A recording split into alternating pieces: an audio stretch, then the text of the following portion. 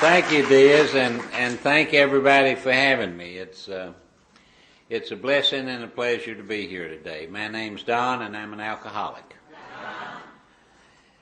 And, speakers always say that we're grateful to be wherever we are, and we are. But with me, and I expect most of us, it's not just a courtesy. I'm grateful because I'm not apt to take a drink on a day when I've got an obligation to talk to a bunch of wonderful folks in Alcoholics Anonymous. And I've been blessed with knowing, no, I've been blessed better than that. I've been knowing with realizing. In sobriety, words have become very important to me because I've noticed that things tend to become what I call them. And all my life I had used to know and to realize interchangeably with one another something, with one another. You know, if I knew something, I'd say I realize that. And it finally occurred to me several years ago that the word realize is a form of the word real. And when I realize something, it has become real inside me, and that's so different from just knowing it. The things that I've known for 25 or 30 years that I had not realized. So what I'm getting at is that God has been kind enough to me to let me realize that I really am only sober a day at a time. By the grace of God, my sobriety date's April the 9th of 1981. And I can remember in early sobriety, I would sit around and listen to some old fool that had been sober so long, been dry so long, he was a fire hazard, you know. And I'd hear him say things like, I'm a drink away from a drunk, and I'm just, it's just one day at a time. And I think, yeah, sure, you still in that spot. And I went through several years in sobriety when, if you had asked me, Don, will you die drunk or sober, I would have given you the absolutely politically correct AA response. And I believe I would have passed a lie detector test. I would have told you why everybody's just sober a day at a time, none of us know.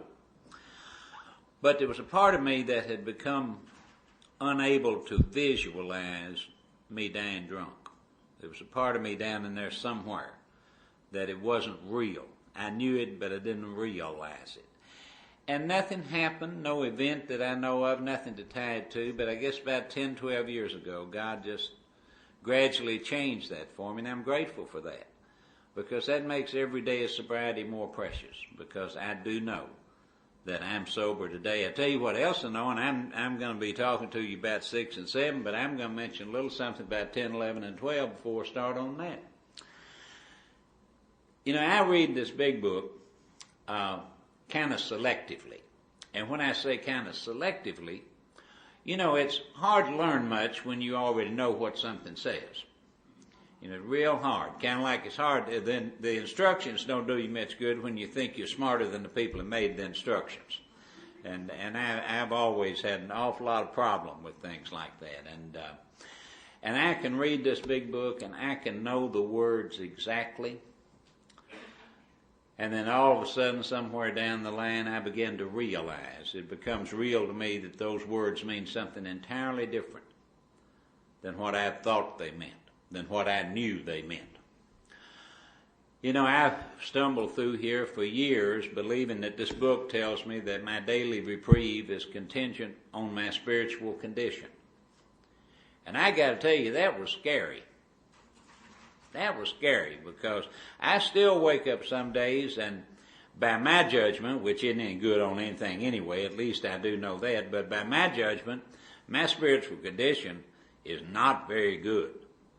I get scared, I get feeling like I'm walled off from you, I'm walled off from God, my brain gets to spinning. Some mornings it seems like I can't remember the last word I just tried to pray, and I look at my meditation books and can't remember the last word I just looked at. And during the years when I thought that my daily reprieve was contingent on my spiritual condition, that scared me to death. Because I figured a fellow out here walking around in the spiritual condition I thought I was in on days like that was just apt to get struck drunk. And I'm so grateful that I realize now that that book means what it said when it says that my daily reprieve is contingent on the maintenance of my spiritual condition. And let me tell you what that did for me instantly. If I had driven down here instead of flying, I would have a car out there. And that car would have a condition. Okay? Now, there's nothing I can do to change the condition of a car instantaneously. Whatever that condition is, it just is. On the other hand, there's a process of maintaining an automobile. And that is all action over which I can exercise 100% control. So you see, I don't get my daily reprieve based on how I am. I get my daily reprieve based on what I do every day. I can wake up and not feel like getting on my knees, not have time to get on my knees, not want to get on my knees, but make myself get on those knees anyway. I can look at those meditation books when I'm so scattered I can't remember a single word. I can go in my office and be so self-absorbed and so busy with important things that I clearly don't have time to talk to old Joe, who's calling for the 8th time in the last 3 days to talk about the girl. You know, but when Joe calls and they tell me Joe's on the phone, instead of saying, you tell Joe I'll have to call him back later, I can say, put him through. And I can pray to myself, thy will be done. I'm no longer running the show. Lord, please let me seek to love, comfort, and understand Joe rather than to be loved, comforted, and understood. And I'd pick up that phone and say, good morning, Joe. How are you this morning, buddy? What can I do for you? And I can keep praying those 11th step prayers, the 11th step prayers do a lot of miracles for me. And the one that I'm needing there is a big miracle they do for me, is they make me something that I am not by nature. By nature, I am not a listener.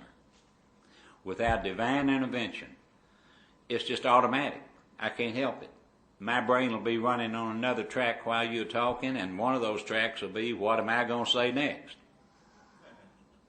But if I'll truly pray those 11th step prayers before I talk to you, of thy will be done, I'm no longer running the show, and Lord, please let me seek to love, comfort, and understand you, rather than to be loved, comforted, and understood by you, it'll make a listener out of me. And when I do what Chuck C. says, you know, Chuck Chamberlain said that whatever I give my interest, attention, and love to becomes the most interesting thing in the world. And when I'll pray those prayers, and I'll give my interest, attention, and love to what you or old Joe calling about the girl wants to talk to me about, that becomes, for that time and place, the most interesting thing in the world to me. Now, there's a noon meeting every weekday close to my office, and I've been there an awful lot in my life, and I know everybody that goes there. I've heard everything that they've got to say. Ad nauseum, I have heard everything they've got to say. I don't hear very well. Now, the acoustics are terrible in there, so I only hear about 20% of what is said. So on that busy day when my spiritual condition is just feeling like crap, I can decide not to go there, but I also can decide to go. And I can make myself go on to that stupid old meeting where I know there's no way in this world I'll get anything out of it.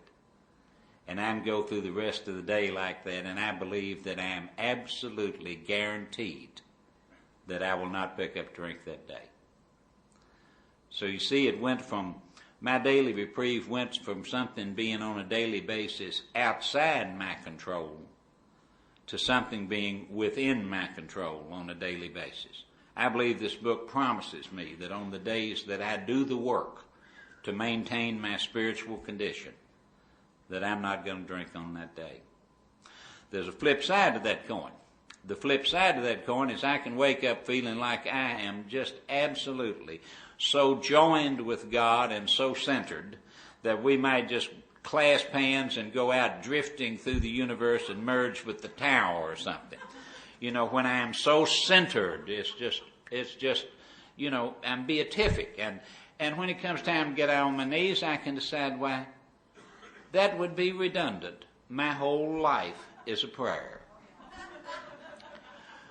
I can go on into that office when Joe calls, I can say, oh, I have the greatest and deepest love for Joe, but I'm currently contemplating this spiritual principle that's just about to raise me to an even more exalted spiritual level, so we'll have to deal with Joel later. I can engage in deeper spiritual pursuits instead of going to that stupid meeting where I've heard what everybody's got to say, but I can't hear anyway and I don't want to go. And on that day, I believe I'm subject to get just drunker than Cooter Brown. That's the flip side of it. Whether I drink or not isn't based on how I feel today and what I think my spiritual condition is. It's what I do today. And I'm relating that back to my gratitude for being here, because there may be a day when I take a drink. I know that. But I don't believe it's going to be on a day when some sweet folks have asked me to do what you folks have asked me to do today. So thank you for letting me be here. And now we'll move a little bit into talking about what I'm supposed to be talking about, and that's steps 6 and 7. And I'm not gonna give you much of my story at all. I'm scheduled to tell that on Sunday morning, but I will tell you that I did not get here because alcohol gave me the hiccups. Alcohol was the center of my life for 25 years. Alcohol took just about everything but my physical life from me. I know I was in an asylum one time. A friend of mine, out of pure compassion, came to see me. It was probably about my 12th asylum, and I was talking to him about committing suicide, and he said, "Don, why?" I said, "You've committed social suicide, you've committed professional suicide, you've committed economic suicide, you've committed domestic suicide. Why bother? You know, you've already done that." So I did have a rough go with it. I do want to tell you that one of the reasons that I had the difficulty getting sober that I did was a real problem that I had with the higher power concept. Anytime anybody mentioned God, it made the little hairs stand up on the back of my neck. It insulted my intellect, really, that you religious fanatics would talk about such claptrap, you know, in front of a fellow like myself. And using higher power didn't fool me a bit. I knew just exactly what you were talking about. And it would still make the hairs stand up on my neck and run me away from you religious fanatics. And I'm one of the ones who has been so blessed, because I was allowed to live long enough for alcohol to keep running me back here, because I didn't have anywhere else to go. Until finally the miracle happened and I was able to take that hand that you guys had been extending to me and let you lead me through these 12 steps that are our only program of recovery. And those 12 steps led me to a loving God that I didn't even know was there for me. And that's the reason I'm alive today. I will tell you before we start in on 6 and 7 specifically that I believe what I just said with all my heart, that there is no other program of recovery other than the 12 steps. In fact, I was taught and I believe that there's no other program of Alcoholics Anonymous. Now, I can be a member of the fellowship on any day I've got a desire to stop drinking. I don't even have to go to meetings. You know, any day I've got a desire to stop drinking and want to call myself a member of the fellowship of Alcoholics Anonymous, I can do that. And thank goodness the requirements are no higher than that. That let me hang around until the miracles really began to happen. But there's a whole lot of difference in being in the fellowship of Alcoholics Anonymous and being in the program of Alcoholics Anonymous. You know, the part that we read from chapter 5 and that we call How It Works at meetings says, here are the steps we took that are suggested as a program of recovery. And I was told in very early sobriety to look through that first 164 pages and find something else that was referred to as a program or a program of recovery. And I'll save you the trouble. I did. It's not in there. So the only thing that's called the program in that big book are steps 1 through 12. And I believe a lot of things about them. I believe they are the prescription for alcoholism. No other prescription has ever worked for me. I think it's contrary to the entire principle of this big book to claim that Alcoholics Anonymous is the only way for somebody to get sober. That would be controversial. That would be arrogant. And I think it's just absolutely against the principles of the book to claim that. But I will tell you that absolutely nothing else has worked for me. And I know hundreds, probably even thousands of other folks for whom absolutely nothing else has worked except the 12 steps. When I say they're the prescription for sobriety, I mean this. If I've got an infection that's going to kill me, but that infection will respond to penicillin, I don't need to understand all the ins and outs of this infection, how those little bacteria can make such terrible things wrong with magnificent me. I don't need to understand one single thing about how penicillin works in the human body. I don't even need to believe that that little bottle of pills can take care of everything that's wrong with me. And here's the kicker. I don't even need to want to take the pills. If I've got the infection and I take the pills as directed, and when they explained that to me, they kind of verbally underscored as directed, I'll get just fine, thank you. And I believe these steps work on alcoholism precisely the same way. I was told some things about the steps, such as if you weren't supposed to do them in order, they wouldn't have been numbered. It was explained to me that they were called the steps rather than the 12 principles, the 12 propositions, the 12 tenets. You know, you could call them any number of things.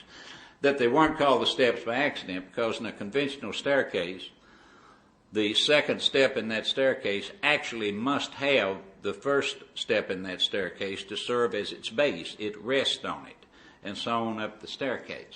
So I believe that with all my heart. I also believe that when we're going through the first 9 steps, we need to stay where we are. Can't tell you how many times I've had sponsees say, "Oh, Don, I'm trying to work on this 4th step. Man, I can't do this. I don't know how I'll ever make amends to those people." I think, son, you may get drunk or get run over by a truck. You're 5 steps ahead of yourself. Stay where you are, because you see, a little story that I love, it's a lot like me, and I think maybe it's a lot like a lot of us alcoholics. About an alcoholic that had a flat tire out on an old, dark, deserted road and didn't have a spare. Well, the alcoholic looks everywhere and first doesn't see anything, then he or she sees a little pinpoint of light way down the road. So the alcoholic starts walking toward the light, and the committee in the alcoholic's head goes to work. And says, what if that's not even a house? Walk all the way and it's not a house. And he gets where he can see his house. Well, what if it's a house and there's nobody at home? Well, what if there's somebody home but they won't answer the door this time of night? What if they're home, they answer the door, and they don't have a jack? Well, if they're home, they answer the door, and they got a jack, and they won't let me borrow it. What if they're home, they got a jack, and they let me borrow it, and I walk all the way back to this car, and it won't fit?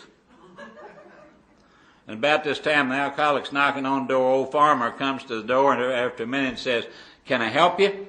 Alcoholic says, "I didn't want to borrow your damn jack anyway." So that's probably a good reason to stay where we are when we're going through the first 9 steps, which I was taught are the entire program for recovery. I was taught that when we have done the first 9 steps, if we've done them the way the book says, we should be in a state of recovery. We should at that point be a recovered alcoholic. When I got sober, it doesn't seem to be such a big deal now, but when I got sober, man, you had to say you were a recovering alcoholic.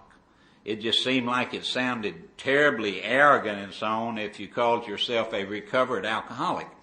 I called myself a recovering alcoholic in front of my old sponsor one time, and he said, "Don, that's fine." Said, "Just be aware that the book refers to recovered alcoholics." And by that time, I'd been sober, probably 5 or 6 weeks, and I had become quite a big book scholar. So his name was Cherry Carpenter. So I said, "Well, Cherry, where did they hide that in the big book?" And he said, "Well, the first place they hid it, Don, was in the subtitle of the book." I didn't even know the book had a subtitle. Of course, the subtitle is how many thousands of men and women have recovered from alcoholism. And then he said, then they hid it twice more in the first paragraph to the foreword to the first edition, when they said that with more than 100 men and women who have recovered from a seemingly hopeless state of mind and body, and that the purpose of this book is to show others precisely how we have recovered. He also stopped at that point, pointed out that it did not say that the purpose of this book is to share with others the philosophical truths that somehow transported us to a sublime state of sobriety, but rather to show others the specific actions that we took, which enabled us to reach a state of recovery. Cherry also told me that you only do the first 9 steps one time. Now that sounds a little shocking when you first hear it, but then when you realize that 10, 11, and 12 contain absolutely everything that's in 1 through 9. For instance, part of my morning meditation is that I read the 3rd step prayer, I read the 7th step prayer, and I read a lot that the book has to say about the 11th step. But when I read that 3rd step prayer, in my mind, because of the way I'm sponsored, I'm not redoing my 3rd step, I'm doing 11th step work. That's part of my process of seeking to improve my conscious contact. Same with the 7th step. I'm doing 11th step. In my sobriety, I've done 8 or 10 inventories that look just exactly like a 4th step and follow the big book, pages 64 through 70 exactly. But in my mind, they have not been 4th steps. They have been 10th step of continuing to take personal inventory. Took me about 5 years sober to figure out why Cherry made those distinctions. And he didn't get on soapboxes. That wasn't something that he beat me over the head with. He just wanted me to know that. When I was about 5 years sober, I realized why he was doing that. He knew who he was dealing with. He knew that if he let me be a poor little crippled alcoholic that wasn't like those earth people out there and had to be babied all the time, that 15 years sober, I'd be sitting around the clubhouse playing euchre all day, whining about earth people and how I had to take care of myself. He wanted me to understand that if I'm an alcoholic and that's what's wrong with me and that's all that's wrong with me, and I've done those first 9 steps the way the book says, and then I'm living on 10, 11, and 12 every day, I ought to be as well equipped emotionally, spiritually, mentally to deal with this world on this world's terms as a person who never had alcoholism. So that, and also if he didn't want me thinking of myself as forever recovering, forever mired down in a process with no end. He wanted me to see that I could get to the point where I was okay as long as I continued to do 10, 11, and 12 and the other things that I needed to do to stay okay. Okay. I got sober in Nashville, Tennessee. I had lived on the street for about 1.5 years before I got sober. I had lost my law license. I had lost everything in my life. I'd lost some bodily functions. Thought I was going to die of alcoholism, drug addiction. Everybody I've ever talked to who knew me or knew of me during that period thought I was going to too.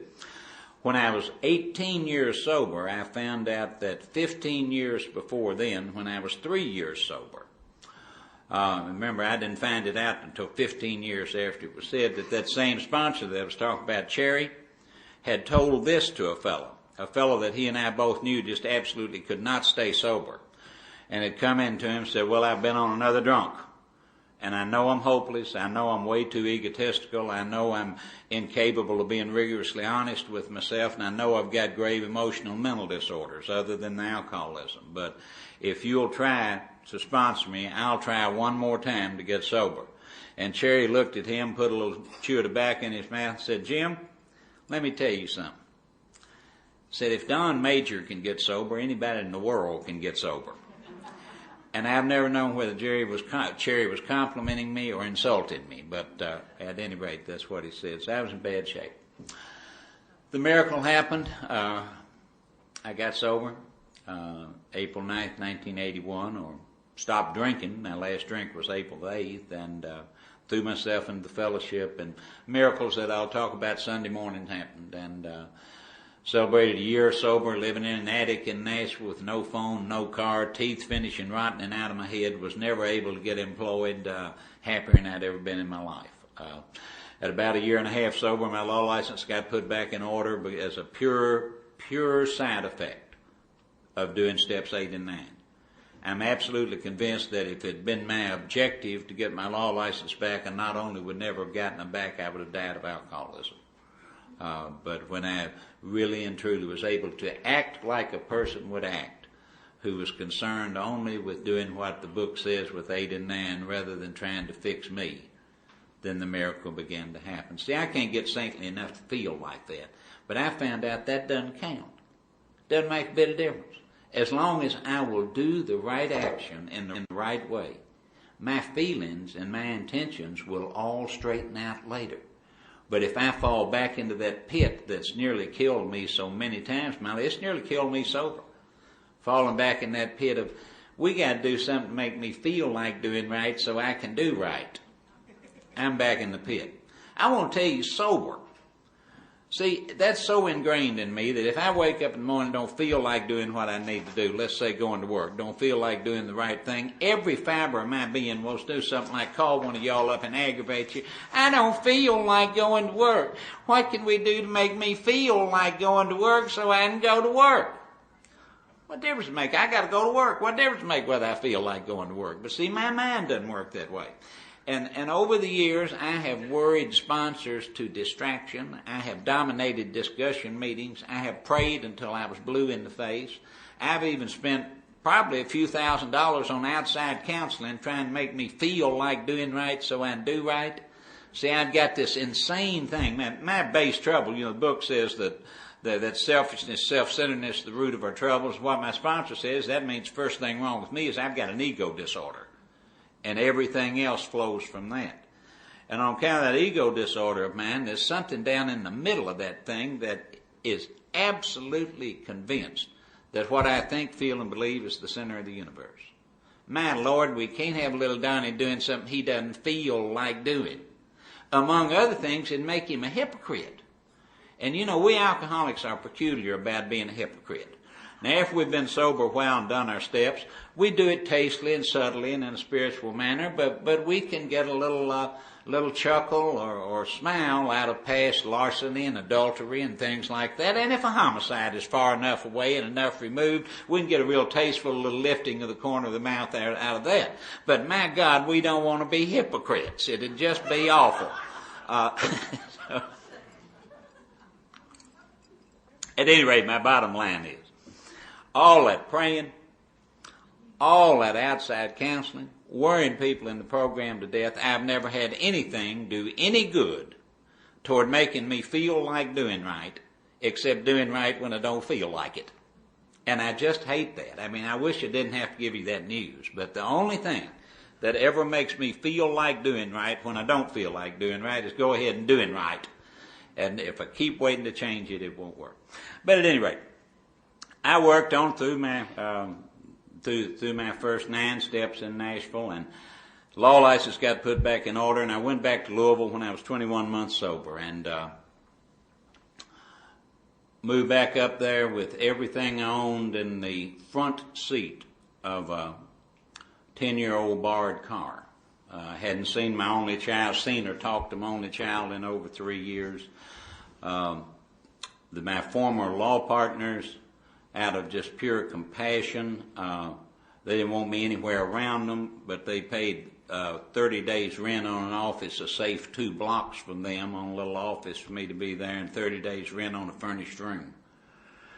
I went back and miracles just started happening everywhere. The second month I was there, by God incidents, I talked at the Kentucky State Convention in front of 2,000 people, and I thought that was bad, but I said earlier that my judgment of events in my life is just almost always wrong. If I think it has no redeeming characteristic whatsoever, if I'll not drink and keep on stumbling in the right direction, it will wind up the foundation of some of the most beautiful things in my life. On the other hand, if when I first see it coming, I think it's the greatest thing since sliced bread, is probably getting ready to try to kill me. I need to not put a whole lot of store in my judgment on events in my life, but that wound up being a real positive event, talking at that conference. People started asking me to sponsor them. They started saying, Don, you say good things. People started asking me to speak all different places, and I started out very early in sobriety talking, a good bit around the country. My law practice started doing fairly well to start with. And first thing you know, I was driving a decent car and I had decent clothes. My daughter, the same month that I talked at that conference, I saw her for the first time. 2 months later, she moved in with me and lived with me all through high school. And and we're dear friends today. She gave me my first blood grandchild back in April, and they were down last weekend, and she's been in Al-Anon 20 years, and we also get on one another's nerves to the point we break the other one out in halves. You know, I don't want to paint this idealistic, unrealistic picture, but we sure do love one another, and it sure is a whole lot better than what I had. And all those things are rolling along. They were rolling along till I was about 9 years sober. And by that time, and I'm not saying this, but please don't misunderstand, I'm just giving you a picture of where I was. I was sponsoring between 40 and 50 guys, and I was regularly talking all over the country. You know, probably at that time I was traveling 12, 15 weekends a year. And I was dying. I was absolutely dying inside. And the main reason was that financial chaos and relationships with the opposite sex were absolutely killing me. And Lord, I was trying so hard. I really was. I was trying to use rigorous honesty, prayer, sponsors, meetings. You know, I was trying to use all the best tools in the world to try to get things straightened out, and I couldn't. And I didn't know what was wrong. Now, it may shock you, but I actually have the capacity to get a little Ted grandiose from time to time. And I can remember thinking that I was kind of like Moses in the Promised Land. That what God had really done, He had let me have all these wonderful things that had happened to me in sobriety, but He had brought me where I could see a world where people had sanity and peace in their economic and relationship lives, and let me look down into that valley and then said, Don, you didn't really think I was going to let you get away with everything, did you? Said, you can't ever have any of that. That's your burden. That's your cross for what you've done. And that actually went through my mind, because I didn't know what to do.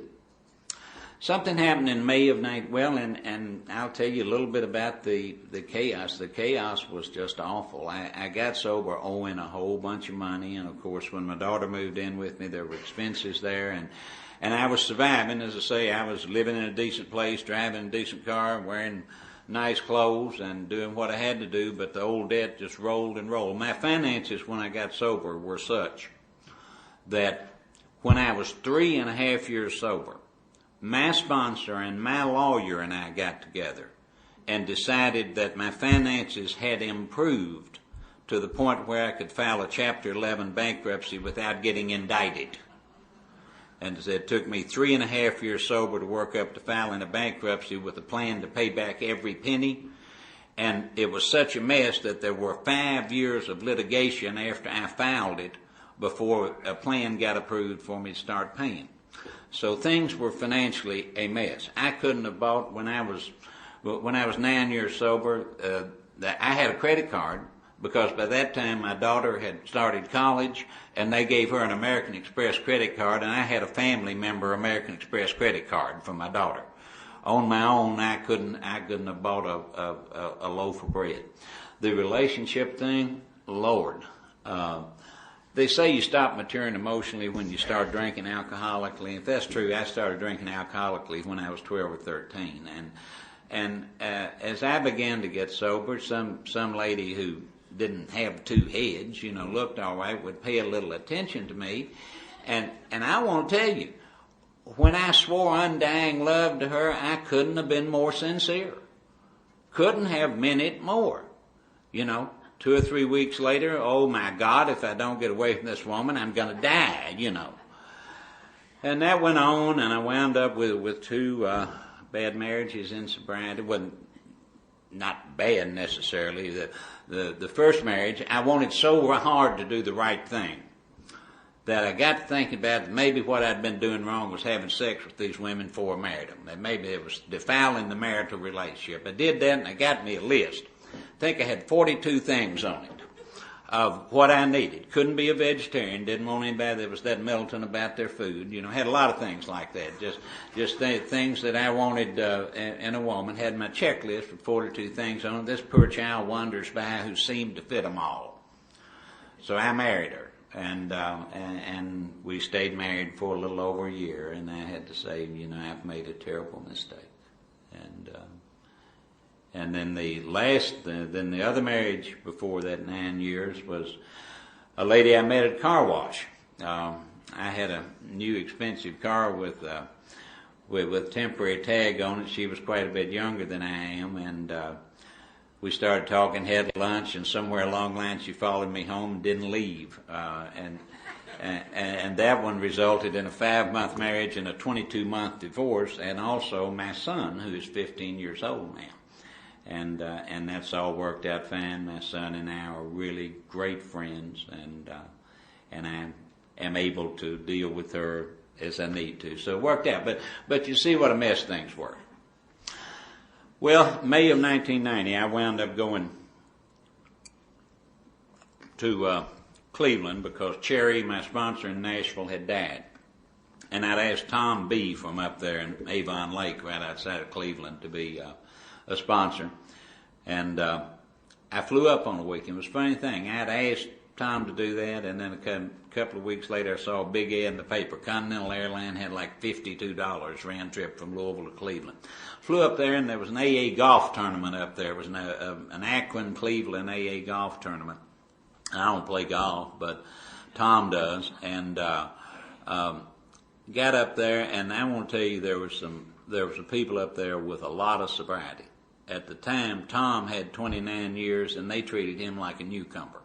There was one old boy there that weekend who had drank with Dr. Bob.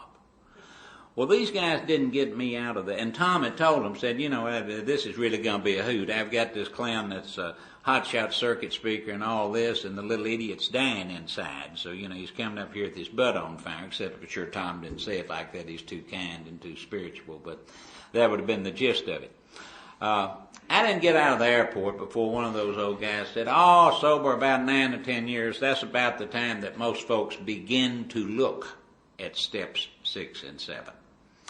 And I can remember thinking, well, you don't know who you're talking about, or, you know, or who you're talking to. You know, by that time I'd listened to probably close to 100 fifth steps, and so on.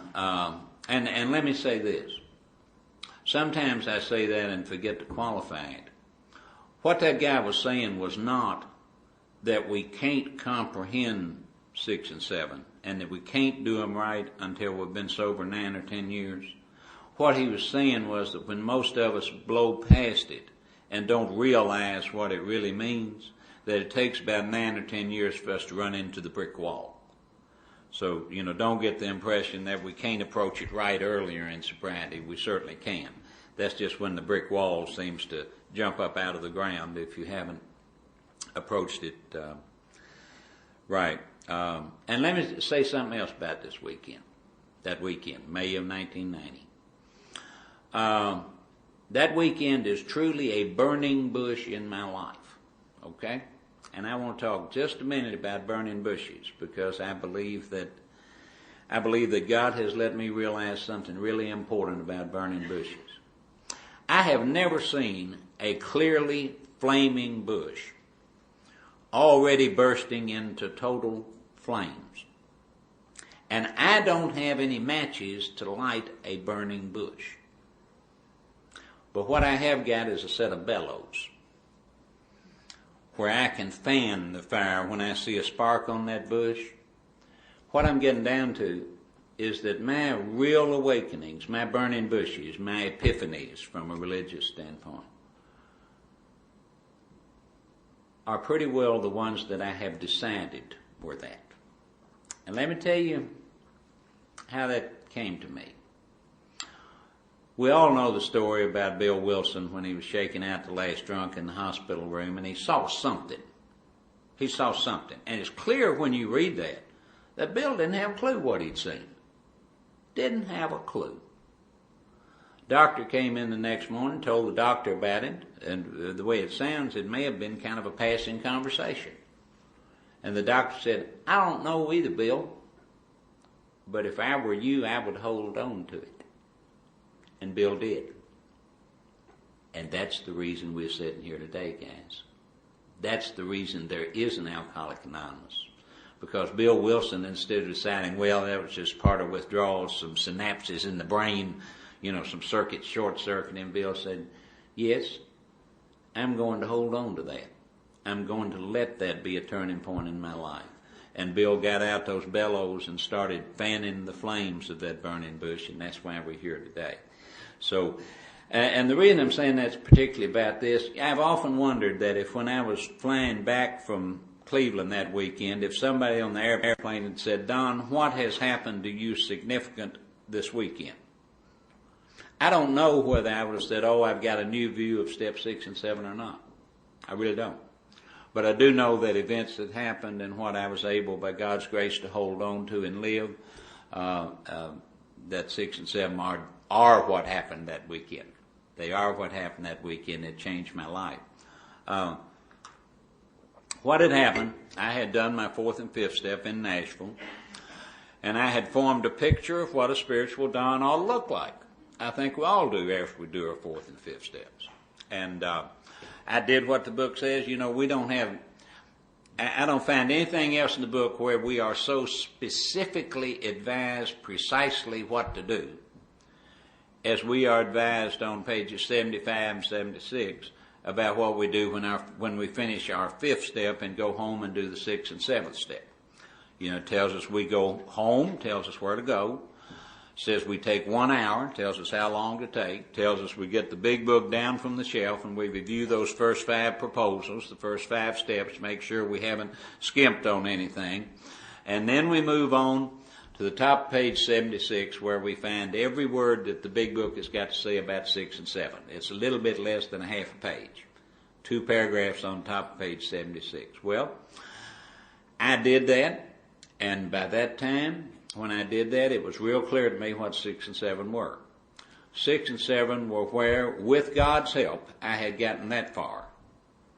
I went to work on me to make me into what I had decided a spiritual dawn ought to look like. Now, let me assure you that this spiritual dawn I had in my head didn't have any of the character defects left that were making my self-centered butt uncomfortable and embarrassing me. So I spent the next roughly 8 years after I did that. It was somewhere around a year sober that I was doing that. I spent roughly the next 8 years praying for God to get rid of those character defects that were making me uncomfortable, were embarrassing me, that I thought were impeding my spiritual growth, that I thought were inconsistent with who I ought to be. And I prayed on that, I'm sure, every day of my life for those 8 years. And I know now that I might as well have been praying for a bright red Ferrari. Because you see, when I'm praying for a character defect to be gone because I want it gone, because it's inconsistent with who I think I ought to be, and particularly if it's making me uncomfortable, I'm praying for my own selfish ends. And the book tells me that it won't work. You can easily see why. Well, it took me 8 years of it to easily see why. You see, I could have quoted the 7th step prayer backwards at that time. I could have sat down at a table with you, and if you'd given me 5 minutes, I would have been able to start at the last word of the 7th step prayer and work backwards back up to the first word. So I certainly knew what the 7th step prayer said, but I didn't realize it. I guess it just, that selective reading of the big book, I guess I just didn't realize that it meant what it said. That prayer doesn't ask God to remove all my defects of character. And it certainly does not ask God to remove the ones that are making my self-centered butt uncomfortable. Let me say something on that. You know, one of the big principles of this book is to not be controversial, and I love that principle, and I try to live my life by that principle. I'll give you an example. Bill Wilson doesn't call alcoholism a disease in the first 164 pages of this book. I was reminded of that by a taper in Arkansas. Gee, I don't know whether you ever knew them or not, Lee. But I was reminded that after very clearly reminded. He said, I got to get me one of those GD. He had not yet decided that profanity was not a sign of spiritual growth. Said he had to get him one of those GD Louisville big books. And I thought, of course, I'd opened some door for him where we was going to change his life and everything was going to be great. Old Robert. And he said, yeah, I got to get me one of them GD big books that calls alcoholism a disease. because I had called it a disease. Well, I got to think about that. Bill Wilson certainly believed alcoholism was a disease, as do I. But Bill Wilson conveyed every word that he needed to convey, every thought, without using that word. He called it a malady. He called it an illness. He called it a disorder. He lost absolutely nothing in terms of the points that he wanted to make. And yet he was able to do it without stirring up the controversy and turning some people off to the whole program because of a disagreement on that point. So I try to be that way. So where I'm going is this. I understand why people say that Alcoholics Anonymous is a selfish program. I understand the point they're trying to make, and it's a valid point. The point they're trying to make is that if we don't keep ourselves, if we don't do what we need to do to stay sober, we wind up not being any good to anybody, including ourselves. I understand that. But folks, I cannot believe that AA is a selfish program because my illness is an illness of self. The book tells me absolutely clearly that selfishness and self-centeredness are the root of it, that ego disorder of mine. That's what's wrong with me. That's the first thing wrong with me. When I try to somehow treat that by more obsession on self, and I'm awful good at that. I can dress it up in spiritual clothing or psychological clothing so that it's not even recognizable as obsession on self.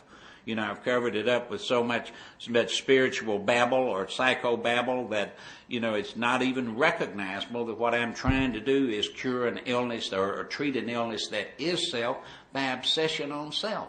I've got a better shot of putting out a fire with gasoline.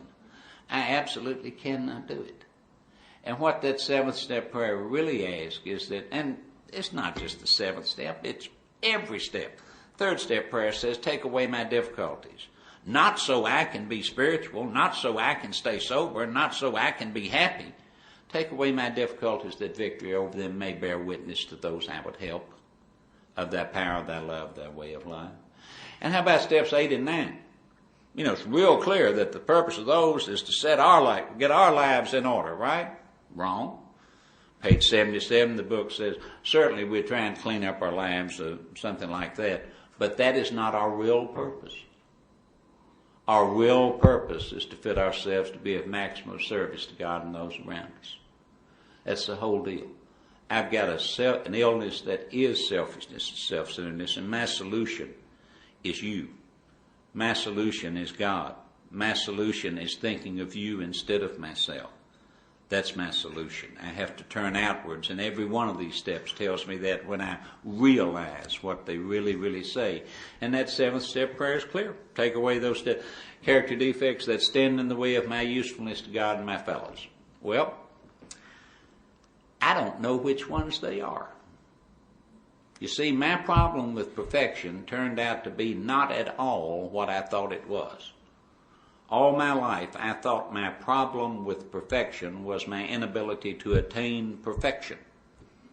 Certainly, I am unable to attain perfection, but that's never mattered. We never get there. I'm incapable of recognizing perfection. You see, here at 23 years sober, if God this instant gave me the power to become anything or anybody that I ought to be, I'd be like a blind dog in a butcher shop. I'd have absolutely no idea what to make myself into. I'd have none. I can't recognize perfection. I made a couple other mistakes on that. The 12 and 12, which incidentally, I think the 12 and 12 is a wonderful, wonderful book. I think it's a great aid in sobriety. I use it. If I find any, and this is just for me, if I find any conflict with the big book, I go with the big book.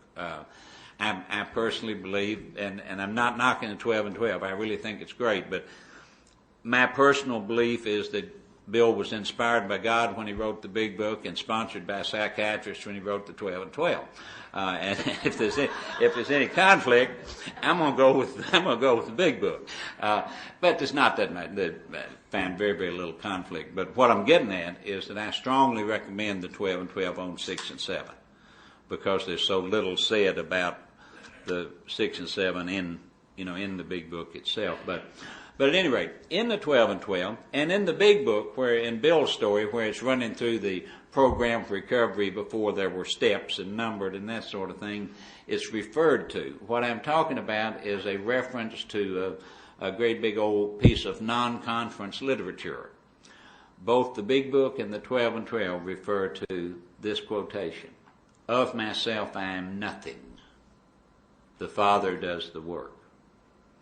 For 9 years sober, my brain edited that before it got to me. And what it edited it to read was that of myself I am not enough, and I need some help from God. And that's not what it says. It says, of myself I'm nothing. The Father does the work. Now here's another deal where I don't want to get controversial. If you're in counseling and you're working on issues and it's helping you, by all means go right ahead, and I really hope it works for you. Page 133 tells me that God filled this world with wonderful doctors and counselors, and I shouldn't hesitate to use them. And I don't. I think, though, that when I try to use those people as a substitute for the steps on my alcoholism, it's about like taking a jellyfish to an orthopedic surgeon. There's just nothing in there that those people can work on, and it's not the doctor's or the counselor's fault. Alcoholism just doesn't respond. That alcoholism, in my experience, responds to the prescription, these 12 steps. But at any rate,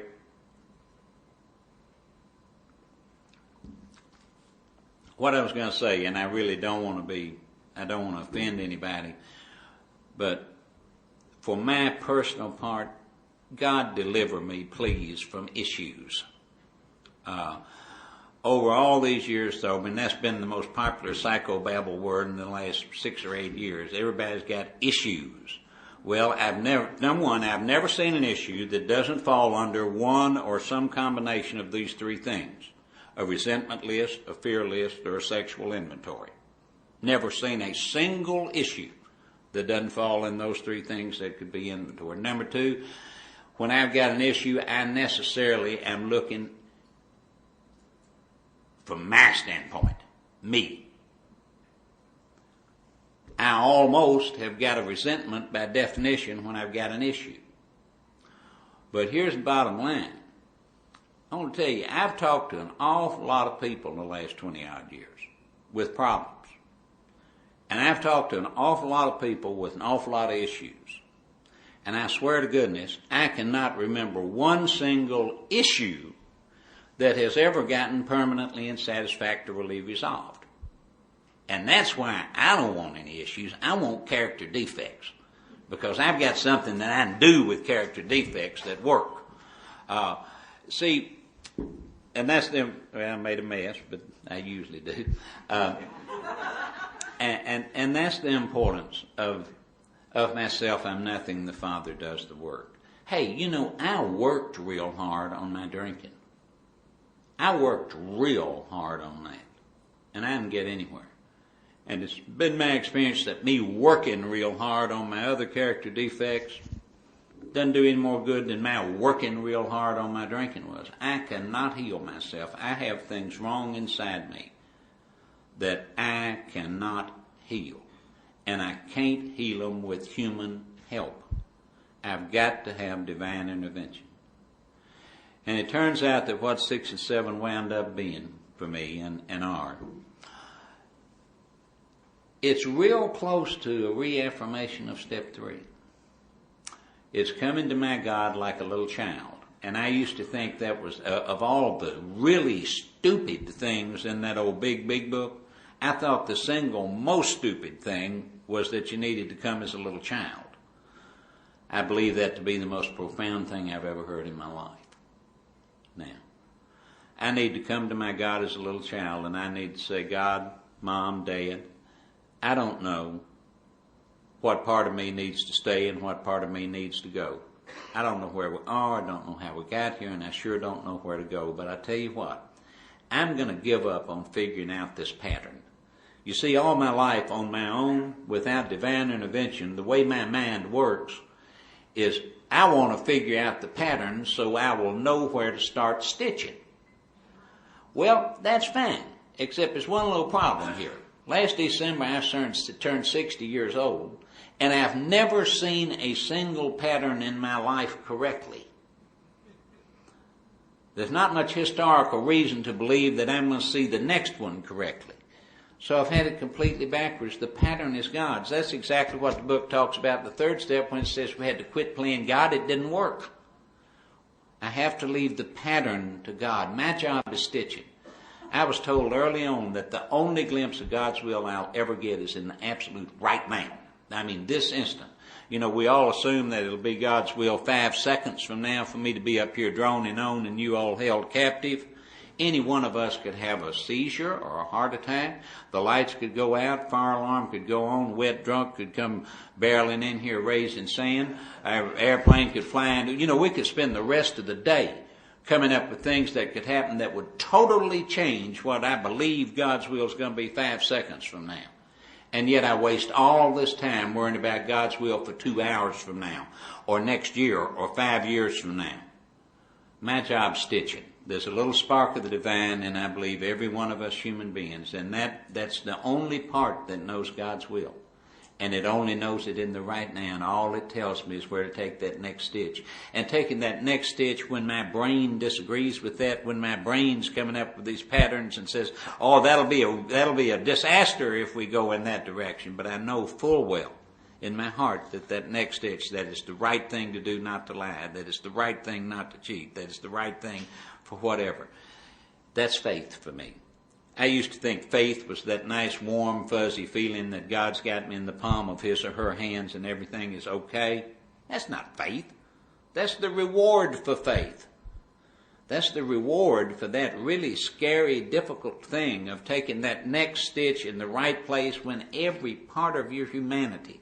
And for me, you know, the enemy of the right thing, when I first got sober, I thought the enemy of the right thing would usually be things like greed and lust. Maybe 1% of the time. The enemy of the right thing is fear. And the biggest enemy of the right thing is the fear that I'll look bad.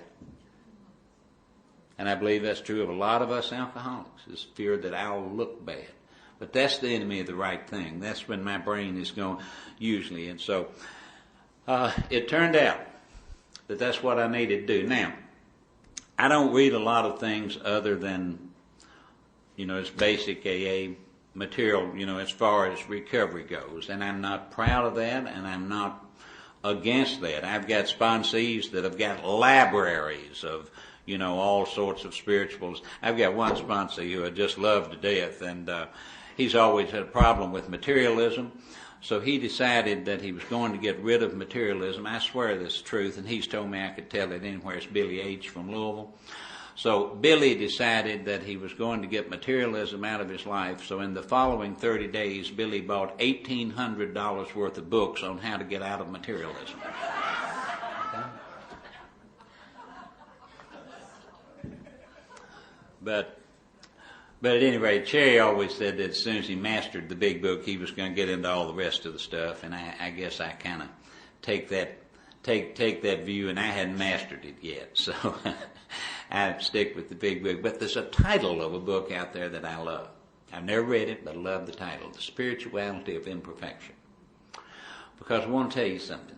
Not only in the last 14 years, since that weekend in May when I began to look at 6 and 7 a different way, and you know, the 12 and 12 says this is the step that separates the adults from the children. This is the step that weeds them out. And when you really read what the 12 and 12 says on 6 and 7, what it's talking about is getting rid of that self-determined objective, regardless of how spiritually we have dressed that up, for the perfect objective of God, which we can never know, which we can absolutely never know. But going back to the imperfection, when I first got sober, and I didn't have a spirituality, I called myself a humanist, if that can border on any kind of spirituality, before I got sober. But when I began, and by the way, spiritual awakening, never been a mystery to me. It means literally what it says. I'm now awake to spiritual things. I was comatose to them. You know, it's literally what it means. I'm now awake to spiritual things. I thought that spiritual growth would be a steady incline on the way up, kind of like an unbroken beam, All I've ever been able to do, and that includes today, is stumble a couple of steps in the right direction, forget for a minute or a second that I ever did a third step, that I ever did a seventh step, that there's any such thing as an 11th step to live on. Get knocked down in the dust, get up, dust myself off, and say, oops, Mom, Dad, excuse me, I fouled up again. And stumble another couple of steps in the right direction, get knocked over again. And I want to tell you that right today there are some days where I do that 100 times. I'm talking about a lot of it. And you know, for a long time, I thought every time that process happened, that I forgot and I got taken over by self and I got knocked down, that it was an interruption of my spiritual growth. But I know now that process is the only spiritual growth of which I'm capable. My God doesn't seem to require perfection from me. He or she doesn't even really seem to require consistency. My God seems to be just tickled to death with persistence, with just keeping on stumbling. You know, there's never been a day, and I'm going to tell you some things about this last 14 years before I shut up. There's never been a day in those 14 years when I have thought that I was doing the 6th and 7th step thing well enough for it to work. There's never been a day when it felt like I was doing it well and consistently enough for it to do any good at all. And I'm going to tell you a little bit about how it's worked. I've been married for 13 years now to a woman that I don't argue with. I don't have discomfort in that area of my life. I've got some psychologist friends that tell me that it's not healthy to have a relationship where you never argue. Well, I'll take my chances. I like it pretty good, you know. And in fact, this is a joke, but it's not a joke. It's the truth. What I do for a living is I'm a lawyer, and I've been a courtroom lawyer all my life, primarily a criminal defense lawyer. And if I'm going to engage in confrontation and conflict, somebody's going to pay me. I'm not going to volunteer to have my belly hurt arguing with anybody about anything unless somebody's paying me to do it. And with God's help, as far as I know, I haven't raised my voice in or out of a courtroom for 20 years, and that works just fine. But at any rate, if when I was 9 years sober in May of 1990, if my God had said to me, Don, I'm tired of your whining. I want you to make a list of everything you want in every area of your life. And this is not something I'm saying for dramatic effect. It's just simply the truth. And I had made the list of what I thought was the best I could possibly have. And I had given it to God, and God had said something like, St. Pete, I'm sick of his mouth. Give him everything that he asked for. I would have shortchanged myself in every single area of my life. I've had a wonderfully comfortable and sweet marriage for the last 13 years. The month I was 15 years sober, the financial wreckage of my past got cleared out, and it's embarrassing. It's embarrassing. I've got brokerage accounts, I've got retirement accounts, I've got a beautiful home. My cars and motorcycles are embarrassing. And I wasn't aware of changing anything except stumbling so imperfectly instead of having all these patterns that I was going to figure out and make happen, of just trying real hard to do that next right thing, to take that stitch in the right place. Believe me, I would have shortchanged myself in every area. The Bar Association, that when I lost my law license, it was not a quiet thing. It was a public and loud thing. I had always made a lot of racket in my law practice. I made a lot of racket when I imploded, and when I walked away from, or when I was sent away from that, there wasn't a self-respecting lawyer in Kentucky that would have peed on me if I was on fire, and they were right. Tell you, the forgiveness of non-alcoholics, when we are willing to do the right thing, is just the most beautiful thing on the face of this earth. You know, we somewhere get it in our minds sometime that AA's got a monopoly on spirituality. Lord have mercy. Bill Wilson finally was given by God a way to put it so simple that even we could grab hold of a little of it. Spirituality has been the key to life for millennia. You know, just that God gave Bill Wilson a form that let us spiritual retards have a way to grab hold of enough of it to live. But that same bar association, probably 10, 12 years ago, I got a call from what I call one of the silk stocking law firms. And my reaction was, man, I've been caught doing something. And I thought, wait a minute, Don, you're not doing anything. So I called, and they wanted me to sit on a committee there in Louisville called the Attorney Steering Committee of the Citizens for Better Judges. And what we do, we interview people who want to be judges and decide whether they're qualified or not. Last year I was chair of that committee. My story that I was so ashamed of and thought would never see the light of day, I've told at the Bar Association Convention of Kentucky and 3 or 4 other states, and they give lawyers continuing legal education ethics credit for listening to it. They have put me on something called the Masters of the Inn of Court, and I sat there, I think there are 24 of us. I sat there with a judge of the Sixth Circuit Court of Appeals, one step from the Supreme Court of the United States, with the most prominent, richest lawyers in Louisville, appellate judges, state Supreme Court judges, and one little old drunken criminal lawyer. And I want to tell you something, folks. Humanly, you can't get here from where I was. You can't. It's humanly impossible, so please don't misunderstand. I'm not talking about what I've done. All I've done with my life was destroy everything in it. I'm talking about what God has done and what Alcoholics Anonymous has let me contact God and truly has allowed me to find a higher power to solve my problems. I love every one of you. I hope that 6 and 7 can be as sweet and wonderful a thing in your life as they've been for mine for the last 14 years. Thank you.